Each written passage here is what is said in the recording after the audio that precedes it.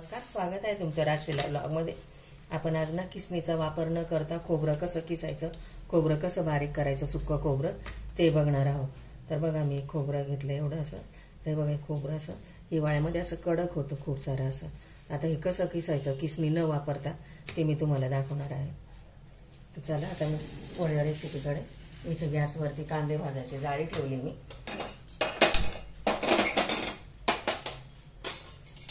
आता याच्यावरती ना हे खोबरं आपण गरम करून घेऊया।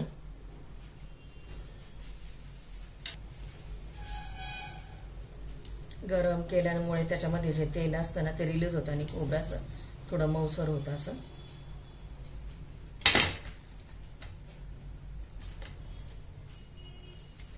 असं वरून वरूनच हे करायचं, जास्त असं जाळायचं वगैरे नाही।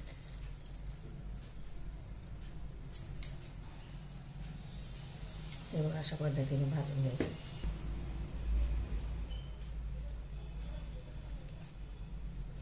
आपण किराणामध्ये 1-2 किलो खोबरं आणतो, ते खवट होऊ नये आणि त्याला असं बुरा लागू नये म्हणून असं करून ठेवलं ना खोबऱ्याचा किस।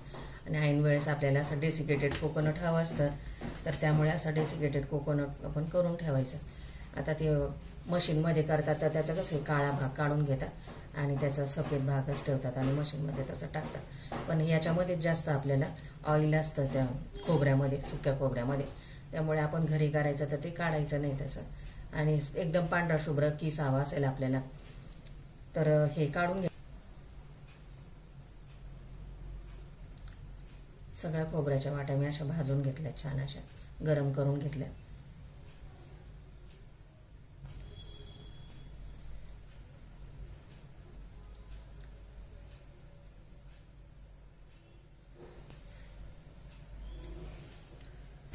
तिने सर्व भाजून घेतले खोबरं असं बघा। आता हे नरम झाले बघा,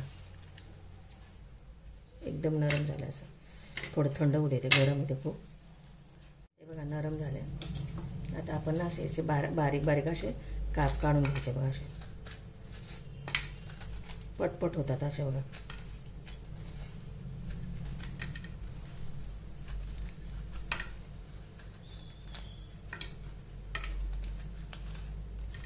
हे तुम्ही आपल्याला सारण बनवतो ना आपण करंजीचं, त्याच्यासाठी वापरू शकता, किंवा आपलं हे असतं ना मसाला वगैरे असं करून ठेवलं की इझिली लगेचच वापरता येतं आपल्याला।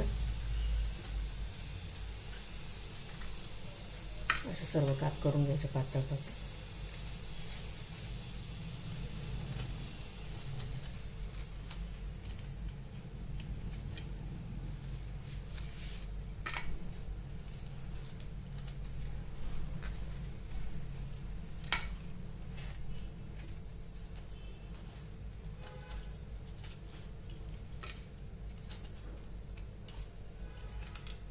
आणि खोबरं जास्त दिवस टिकतं हे, तुम्ही पण असं करून बघा।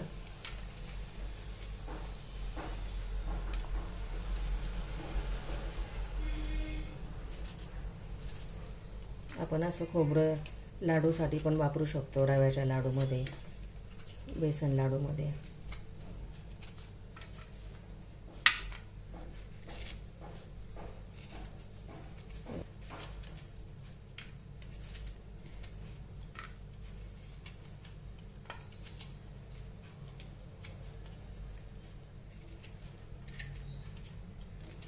अशा पद्धतीने सगळं मी आता खोबरं कट करून घेते।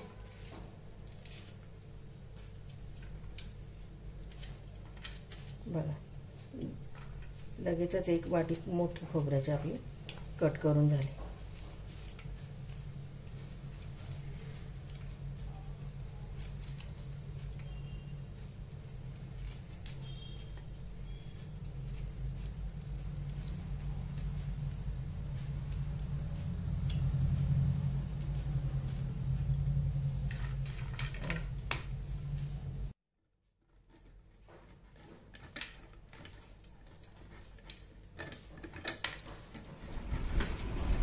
इथे लोखंडी विळती, त्याने पण मी आता एक खोबरं कट करून घेते असं। तुम्हाला सुरीने जमलं नाही तर विळीने पण कट करायचं, नाही विळीने नाही जमलं तर सुरीने कट करून घ्यायचं।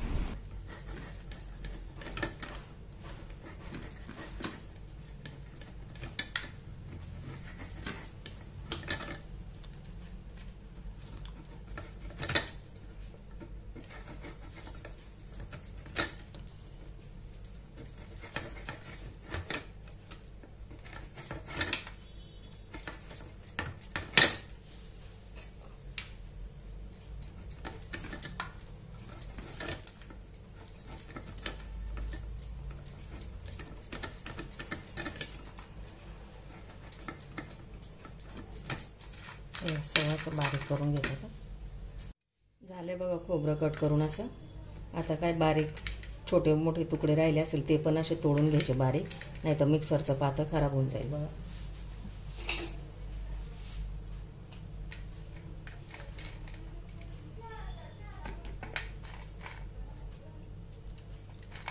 तुमच्याकडे कांदा भाजायची जाळी जर नसेल ना तर असं चिमट्याने असं धरून वरती असं सांडशीने किंवा चिमट्याने धरून भाजलं तरी पण चालेल. बघा असं झालं आपलं. आता खोबरं कट करून हे 1/2 किलो खोबरे मिक्सरचं छोटं भांडं घेतलं बघा हे.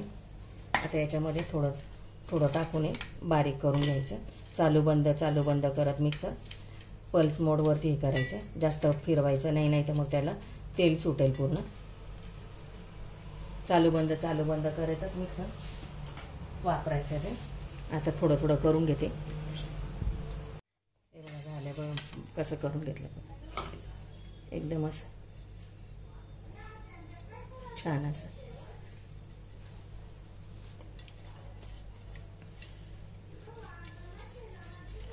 आहे की नाही एकदम डेसिकेटेड कोकोनट सारखंच एकदम छान असं. तर अजून परत करून घेते सर्वात. हे पल्स मोडवरच मिक्सर चालवायचा. चालू बंद करत असं.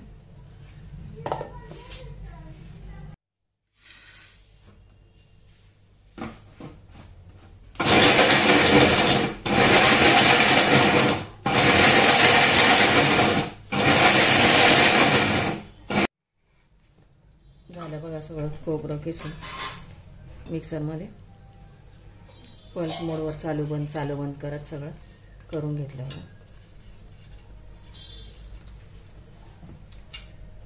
किसणीचा वापर न करता खोबऱ्याचा किस रेडी.